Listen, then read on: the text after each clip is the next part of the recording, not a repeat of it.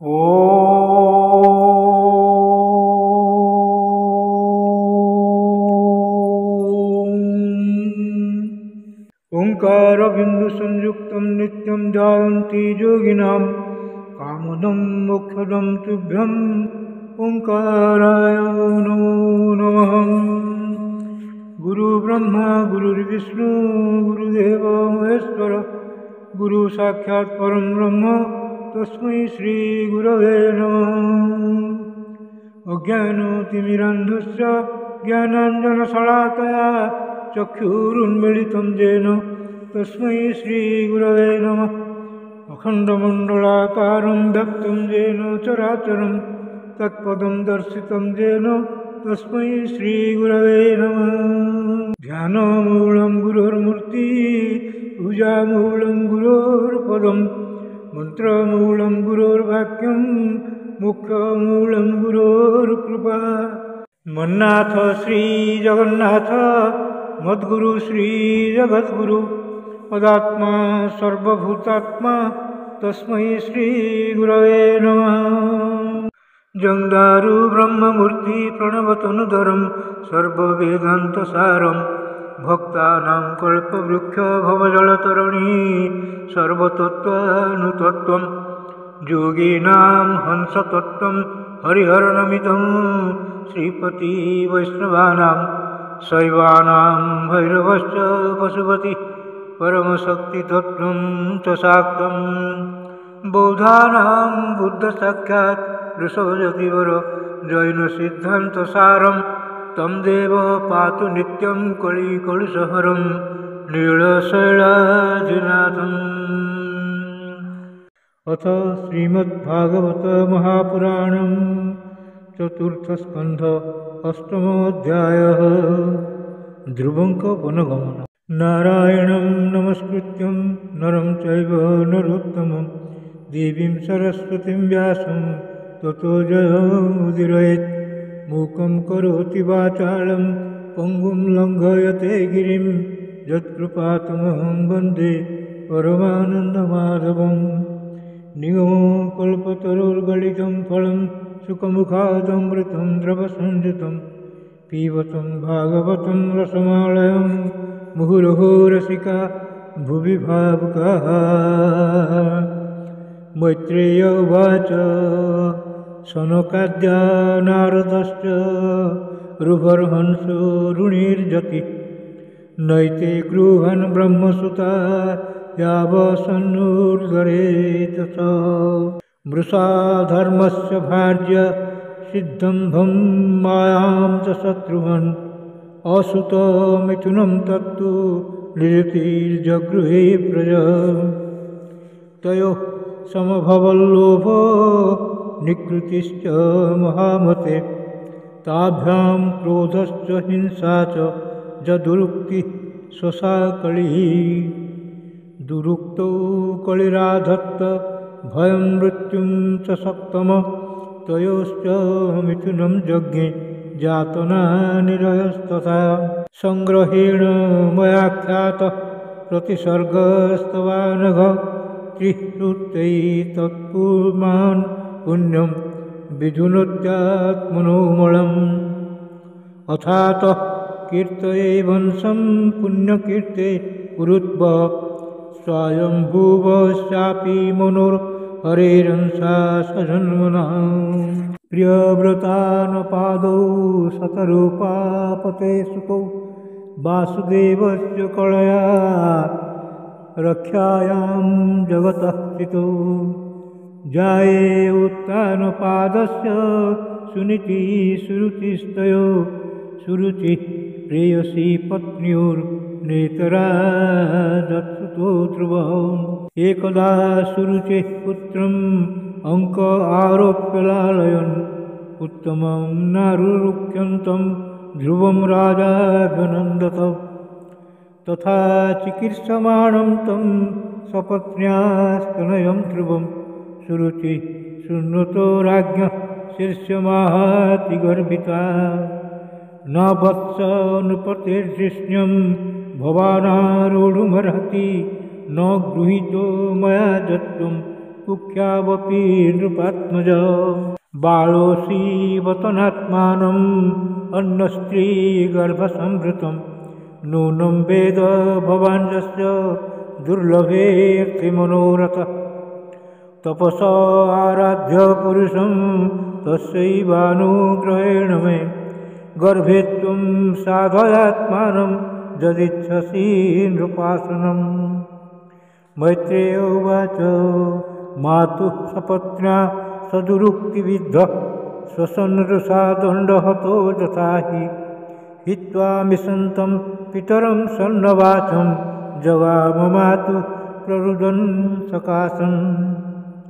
तः निःश्वसन्तं स्फुरिताधरोष्टं सुनीतिरुत्सङ्ग उदुह्य बालं निशम्य तत्पौरमुखान्वितान्तं सा बिभ्यथो यद्गलितं सपत्न्या सुसृज्य धैर्यं विकलापशोक दावाग्निनादावलदेवदावाळा वाक्यं सपत्न्या स्मरति सरोज श्रियादृशा बाष्पकलामुवाह दीर्घं श्वसन्ति वृजिनस्य पारम् अपश्यति बालकमाहबाला मा मङ्गलं तात परेषु मुक्ता भुङ्क्ते जनो यत्परदुःखदस्तत् सत्यं सुरुच्याभिहितं भवान् मे जत्पुर्भगाया उदरे गृहीत स्तन्येन वृद्धश्च विलज्जते जां भार्येति वा बोडो मिडस्पतिर्माम् आतिष्ठ तत्तात विमत्सरस्त्वं मुक्तं समात्रापि जलव्यलीकम् आराधयाधोक्षजपादपद्मं यदिच्छसेद्यासनमुत्तमोजता यस्याङ्घ्रिपद्मं परिचर्य विश्वविभावनायात्मगुणाधिपत्ते अजो अधिष्ठत् खलु पारमेष्ट्यं पदं जितात्मश्वसनाभिवन्द्यं तथा मनुर्वो भगवान् पितामहो जमेकमत्या पुरुदक्षिणैर्मख्यै इष्टाभिपेदे दुर्भावमन्यता भौमं सुखं दिव्यमथापवर्ग्यम् तमेव वत्साश्रयभृत्य वत्सलं मुमुक्षुभिर्मृग्य पादाब्जपद्धतिम् अनन्यभावे निजधर्मभाविते मनस्य वस्ताप्य भजस्य पुरुषं नान्यं ततः पद्मपलाशलोचनात् दुःखच्छिदं ते मृगयामि कञ्चन जो मृग्यते हस्तगृहीतपद्मया श्रीयते रैरङ्गे विमृग्यमाणया मैत्रेय उवाच एवं सङ्कल्पितं मातुराकर्ण्यर्थागमं वच सन्नियत्म्यात्मनात्मानं निश्चक्रामो पितुः पुरा नारदस्तत्तुपाकर्ण्य ज्ञात्वा तस्य चिकीर्षितं सृष्ट्वा मूर्धन्यघ्नेन पाणिना प्राह विस्मितः अहो तेजः क्षत्रियाणां मानभङ्गम् अमृष्यतां बालोऽप्ययं हृदा धत्ते जत्समातुरसद्वचः नारद उवाच नाधूनाप्यपमानं ते सम्मानं वापि पुत्रक लक्ष्ययामो कुमारस्य सक्तस्य क्रीडनादिषु विकल्पे विद्यमानेऽपि न ह्यसन्तः स्वहेतवे पुंसो मोहमृते भिन्ना जल्लोके निजकर्मभिः परितुष्यत्ततस्तात तावन्मात्रेण पुरुषः दैवोपसादितं यावत् भिक्खेश्वर गतिं बुध अथ मातृपदिष्टेन योगेन वरुरुत्ससि यत्प्रसादं स वै पुंसां दुराराध्यो मतो मम मुनयः पदवीं यस्य निस्सङ्गेनोरुजन्मभिः न विदुर्मृगयन्तोऽपि तीव्रयोगसमाधिना अतो निवर्ततामेष निर्बन्धस्तव निष्फल जतिष्यति भवान् काले श्रेयसां समुपस्थिते यस्य यत् दैवविहितं स तेन सुखदुःखयो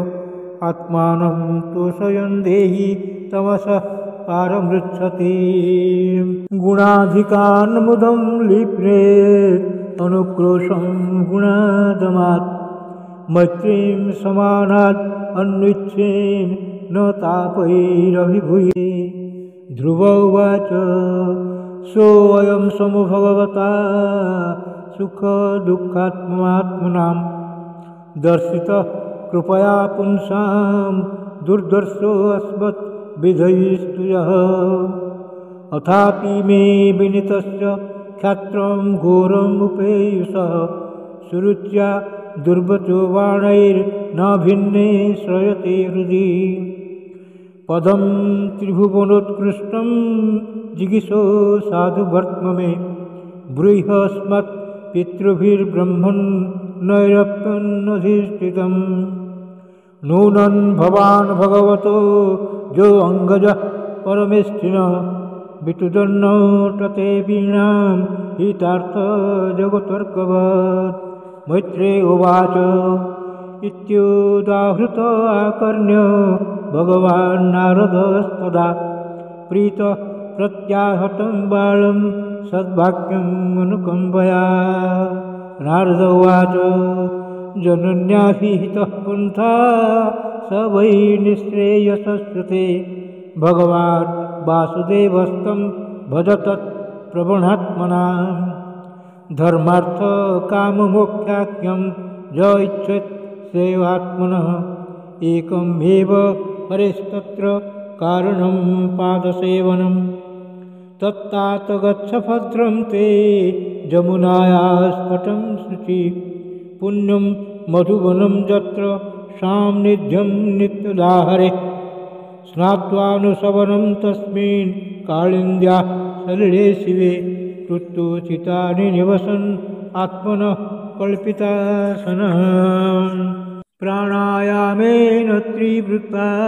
प्राणेन्द्रियमनोमलं शनैर्व्यूढस्याभिध्यायेत् मन्मसा गुरुणा गुरुं प्रसादाभिमुखं शश्वत् प्रसन्नवदने क्षणं सुनासं सुभ्रुवं चारु कपोलं सुरसुन्दरं तरुणं रमणीयाङ्गम् अरुणश्चेक्षणाधरं प्रणताश्रयणं नृम्णं शरण्यं करुणार्णवं श्रीवत्साङ्कं घनश्यामं पुरुषं वनमालिनं शङ्खचक्रगदापद्मैरभिव्यक्तचतुर्भुजं किरीटिनं कुण्डलिनं केयूरवलयान्वितं कौस्तुभाभरणग्रीवं पीतकौशेयवाससं कान्तिकलापपर्यस्तं लसत्काञ्चननूपुरं दर्शनीयतमं शान्तं मनोनयनवर्धनं पद्भ्यां नखं मणिश्रेण्या बिडसद्भ्यां समर्चतां हृत्पद्मकर्णिकाधिष्ण्यम् आक्रम्यात्कण्डवस्थितं स्वयमानम् अभिध्यायेत् सानुरागावलोकनं नियतेनैकभूतेन मनसा वरदर्शवम् एवं भगवतो रूपं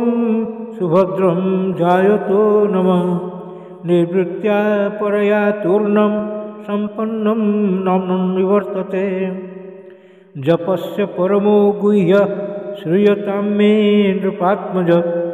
जं सप्तरात्रं प्रपठन् पुमान् पश्यति केतरान् ॐ नमो भगवते वासुदेवाय मन्त्रेणानेन देवस्य कुर्यात् द्रव्यमयीं बुध सपर्जां विविधैर्द्रव्यैर्देशकालविभागभिः सलिलैः सुरुचिर्माल्यैर्वर्णैर्मूलफलादिभिः शस्ताङ्कुरां सुपैश्चा चेत् तुलस्या प्रियया प्रभुं लब्ध्वा द्रव्यमयीमर्चां खित्यं वादिषु भात्रयेत् आभृतात्मा मुनिः शान्तो जत्वाङ्म्यतं वन्यभूत् स्वेच्छावतारतरितैः अचिन्त्य निजमायया करिष्यत्युत्तमश्लोकस्तद्गायेत् हृदयङ्गमम् परिचर्या भगवतो यावत्य पूर्वसेविता ता मन्त्र हृदयेनैव प्रयुञ्जान्मन्त्रमूर्तये एवं कायेन मनसा वचसा च मनोगतं परिचर्यमाणो भगवन् भक्तिं मत्परिचर्ययां पुंसाममायिनां सम्यक् भजतां भाववर्धनः श्रेयोऽधि सत्यम् अभिमतं यद्धर्मादिसुदेहिनां विरक्तश्चेन्द्रियरतो भक्तियोगेन भूयसा तं निरन्तरभावेन भजेतात्ता विमुक्तये इत्युक्तस्तं परिक्रम्य प्रणम्य च नृपार्भक जजो मधुवनं पुण्यं हरेश्चरणार्चितं तपोवनं गते तस्मिन् प्रविष्टोऽन्तःपुरं मुनिः अर्हितार्हणको राज्ञा सुखासीन उवाच तं नारद उवाच राजन् किं ध्यायसे दीर्घं मुखेन परिशुष्यता किं वा न रिष्यते कामो धर्मो वार्थेन संयुतः राजोवाच सुतो मे बालको ब्रह्मन् स्त्रैणेनाकरुणोत्मना निर्वासितः 5 वर्षः सह मात्रा महान् कविः अप्यनाथं वने ब्रह्मन् मास्मादन्त्यर्भकं वृका श्रान्तं शयानं क्षुदितं परिम्लानमुखाम्बुजम् अहो मे मतदौरात्म्यं स्त्रीजितस्योपधारय जोङ्कं प्रेम्णारुरुक्यन्तं नाभ्यनन्दम् असत्तमः नारद उवाच मामासु च स्वतनयं देवगुप्तं विशाम्पते तत्प्रभावम् अभिज्ञाय प्रावृङ्क्तये जत्रसो जगत् सुदुष्करं कर्म कृत्वा लोकपालैरपि प्रभु एषत्यचरितो राजन् यशो विपुलं तव इति देवर्षिणा प्रोक्तं विस्तृत्य जगतीपतिः राजलक्ष्मीमुनादृत्य पुत्रमेवानुचिन्तयत् तत्राभिषिक्तः प्रयता तामुपोष्य विभावरीं समाहितः पर्यचर दुस्यादेशेन पूरुषम् त्रिरात्रान्ते कपित्थवदरासनः आत्मवृत्त्यनुसारेण मासं निन्योर्चयन् हरिं द्वितीयं च तथा मासं षष्ठेर्भको दिने तृणपर्णादिभिः शीर्णैः कृतन्नोर्भ्यश्च वेद्यद्विभुम् तृतीयं चानयनमासं नवमे हनि अभक्ष्य उत्तमश्लोकम् उपाधवत्समाधिना चतुर्थम् अपि वै मासं द्वादशे हनि वायुभक्ष्यो जितश्वासो ध्यायन् देवम् अधारयत् पञ्चमे मास्यनुप्राप्ते जितश्वासो नृपात्मज ध्यायन् ब्रह्म पदैकेन तस्थौ स्थाणोर्विचार सर्वतो मनो आकृष्य हृदि भूतेन्द्रियाशयं ध्यायन् भगवतो रूपं नाद्राकित् किंचिना परम् आधारं महदादीनां प्रधानपुरुषेश्वरं ब्रह्मोद्धारयमाणस्य त्रयो लोकाश्च कम्पिरे जदैकपादेन स पार्थिवार्भक तस्थौ तदङ्गुष्ठनिपीडितामयि ननाम तथा तत्रार्धि अभिमेन्द्रतिष्ठता तरीव सभ्ये तरतः पदे पदे जत् एकपादेन स पार्थिवार्भक तस्थौ तदङ्गुष्ठनिपीडितामयि न नाम तत्रार्धि भीमेन्द्रधिष्ठिता तरीव सभ्ये तरतः पदे पदे तस्मिन्नभिध्यायति विश्वमात्मानो द्वारं निरुध्य सुमनोन्नन्याधिया लोकानिरुच्छ्वास निपीडितां भृशं स लोकपाला शरणं जजुर्हरिं देवाऊचुः नैवं विदाम भगवन् प्राणरोधं चराचरस्याखिलसत्त्वधाम्नः विदेहि तन्नो वृजनाद्विमोक्षं प्राप्ता वयं त्वां शरणं शरण्यम्। श्रीभगवानुवाच मा भैष्टबालं तपसो दुरत्यया निवर्तयिष्ये प्रतिजातस्वधाम जतो हि वः प्राणो निरोधो आसीत् दोत्तानपादे मयि सङ्गतात्मा। इति श्रीमद्भागवते महापुराणे पारमहंस्यां संहितायां चतुर्थस्कन्धे ध्रुवचरित अष्टमोऽध्यायः। भीमस्यापि ऋणे भङ्गो मुनेऽपि मतिभ्रमः यदि शुद्धम् अशुद्धं वा मम दोषो न विद्यते। श्रीकृष्णार्पणमस्तु श्रीकृष्णार्पणमस्तु श्रीकृष्णार्पणमस्तु।